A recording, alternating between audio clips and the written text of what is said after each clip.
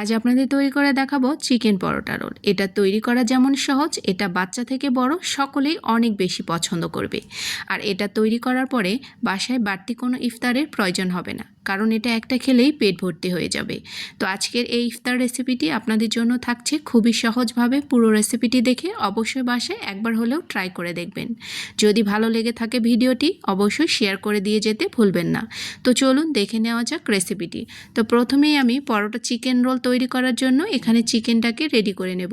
আমি এখানে কিছু মুরগির বুকের মাংস নিয়েছি ছোট টুকরো করে কেটে, এর মধ্যে স্বাদমতো লবণ দিয়ে নিয়েছি, সামান্য একটু গরম মশলার গুঁড়ো, লাল মরিচের গুঁড়ো দিয়ে নিচ্ছি, কালো গোলমরিচের গুঁড়ো আর দিয়ে নিচ্ছি আদা রসুন বাটা।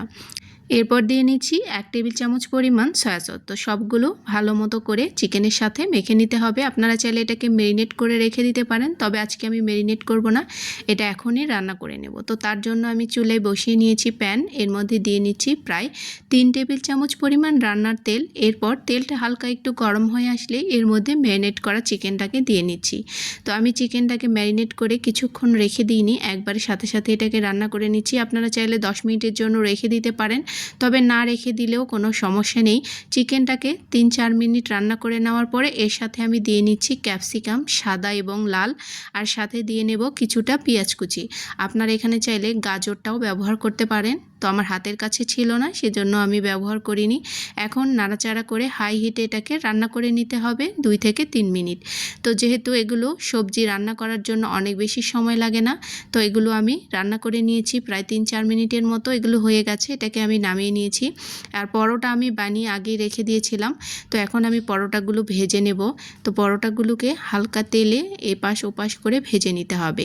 আর পরোটাগুলোকে ফুলতে দেওয়া যাবে না, কারণ আমি এটাকে রোল তৈরি করে নেব। এজন্য একটু নাড়াচাড়া করে, যাতে ফুলতে না পারে, একটু চেপে চেপে পরোটাগুলোকে ভেজে নিতে হবে।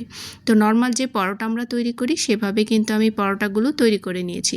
তো এখন আমি রোলগুলো তৈরি করে নেব। তো প্রথমে একটি পরোটা নিয়েছি, এর মধ্যে দিয়ে নিচ্ছি সামান্য একটু সস। তো আপনারা এখানে যে কোনো ধরনের সস ব্যবহার করতে পারেন। সাথে দিয়ে নিচ্ছি মেয়োনিজ, অবশ্যই মেয়োনিজটা দেওয়ার চেষ্টা করবেন।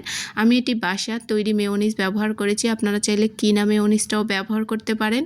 এখন দিয়ে নিচ্ছি শসা কুচি, আর যেই চিকেনটা তৈরি করে রেখেছিলাম এখান থেকে বেশ কিছুটা দিয়ে নিয়েছি। এখন রোলটা বানিয়ে নিচ্ছি।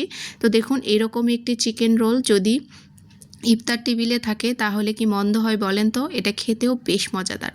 একটা খেলেই পেট অনেকটা ভর্তি হয়ে যাবে, বাড়তি কোনো ইফতারের প্রয়োজন হবে না।